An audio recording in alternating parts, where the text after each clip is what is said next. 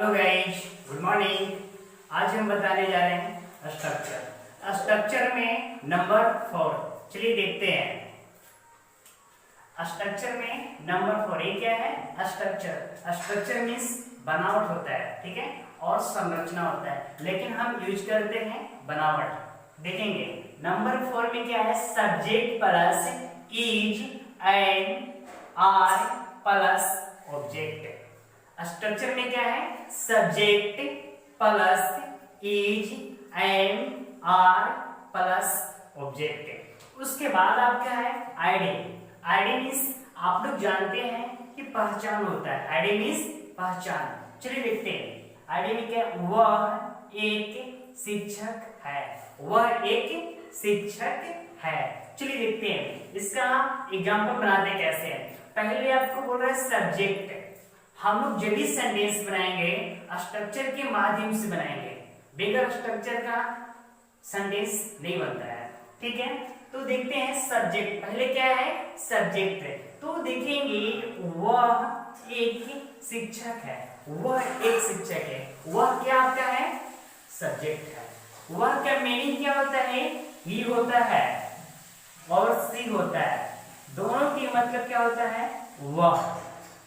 दोनों की मतलब वह होता है। ये जो ही है बॉय के लिए यूज करते हैं, सी जो है गर्ल्स के लिए यूज करते हैं। चलिए अब देखते हैं हम ही रख लिए कंप्लीट। अब देखते हैं इज एंड आर, इन तीनों में से एक का यूज करना है। चलिए सही यूज होता है इज। ही के साथ इज का प्रयोग करेंगे। उसके बाद क्या है? उसके बाद क्या है? ऑब्जेक्ट है। उसके बाद क्या है? ऑब्जेक्ट। ऑब्जेक्ट में क्या है? एक शिक्षक। एक शिक्षक है, मतलब शिक्षक क्या है? आपको ऑब्जेक्ट है। तो इसमें क्या है? एक का एक का ए हुआ। उसके बाद शिक्षक। शिक्षक क्या आपका है? ऑब्जेक्ट है। तो शिक्षक के मीनिंग क्या होता है? Teacher. He is a teacher. A भी पढ़ सकते हैं, ए भी पढ़ सकते हैं, इसमें दोनों पढ़ सकते हैं। ही इज अ टीचर। चलिए ये आपका सेंटेंस है अफर्मेटिव। उसके बाद आपको बनाना है नेगेटिव। नेगेटिव में क्या है? He is not a teacher. उसके बाद आपका क्या है? इंट्रोगेटिव। इंट्रोगेटिव। इंट्रोगेटिव में क्या है? Is he a teacher. चलिए उसके बाद क्या है? Intro plus negative. Intro plus negative में क्या है? Is he not a teacher. इस तरह से सेंटेंस आप बिल्कुल आसानी से बना सकते हैं इस स्ट्रक्चर के माध्यम से। चलिए स्ट्रक्चर नंबर 4 में आपको एग्जांपल दिए हैं। वह एक शिक्षक है। इस सेंटेंस को बना देंगे। उसके बाद क्या है? वह एक गायक है।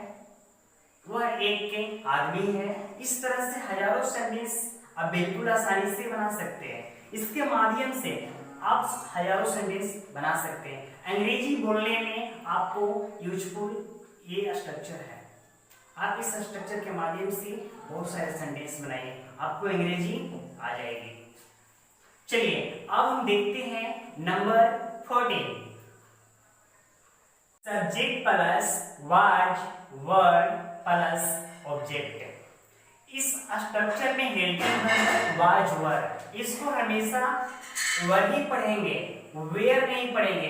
ऐसे बहुत सारे बच्चे लोग हैं कि वेयर पढ़ते हैं। जो वेयर पढ़ते हैं वो बिल्कुल गलत है, इसको वर पढ़ते हैं। चलिए आईडी। आईडी मीन्स पहचान। देखेंगे वह एक शिक्षक था। स्ट्रक्चर नंबर 4 में क्या था? वह एक शिक्षक है। शिक्षक है, इसमें क्या है? वह एक शिक्षक था। फर्क यही है, सिर्फ इसमें हेल्पिंग वर्ब चेंज है, बाकी सेम चीज है, बाकी सेम स्ट्रक्चर है, सिर्फ हेल्पिंग वर्ब चेंज है, ठीक है। चलिए आईडी में भी एकदम आईडी सेम है, सिर्फ चेंज क्या है की जगह था है।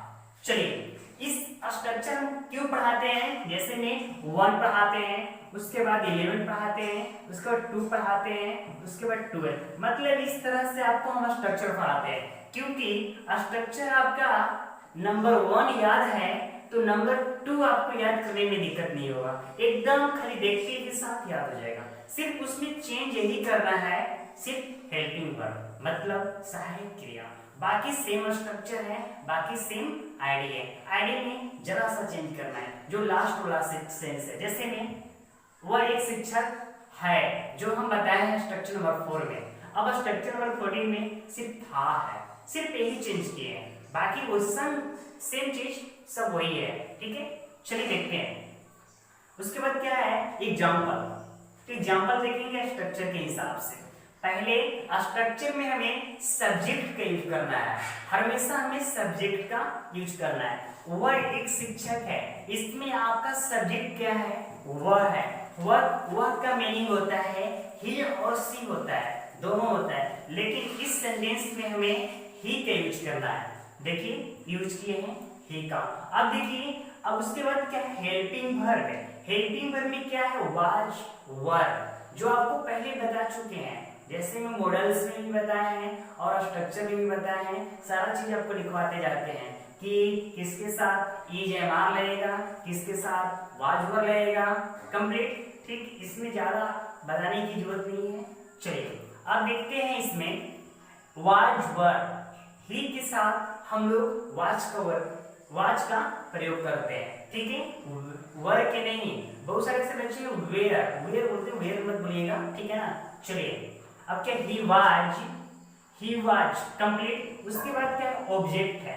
ऑब्जेक्ट इसमें क्या है, शिक्षक है ना। तो शिक्षक के मीनिंग क्या होता है, टीचर।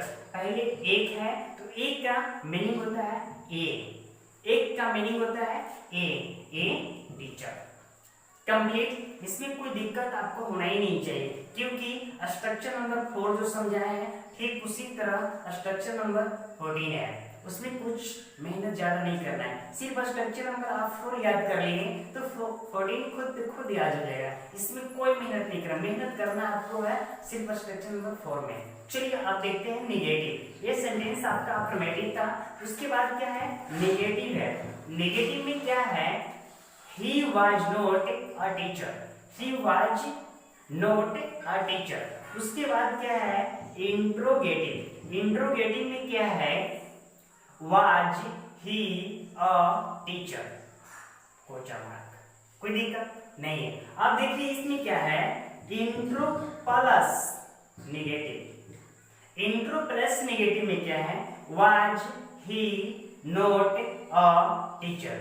इस तरह सेंटेंस आप बिल्कुल आसानी से बना सकते हैं।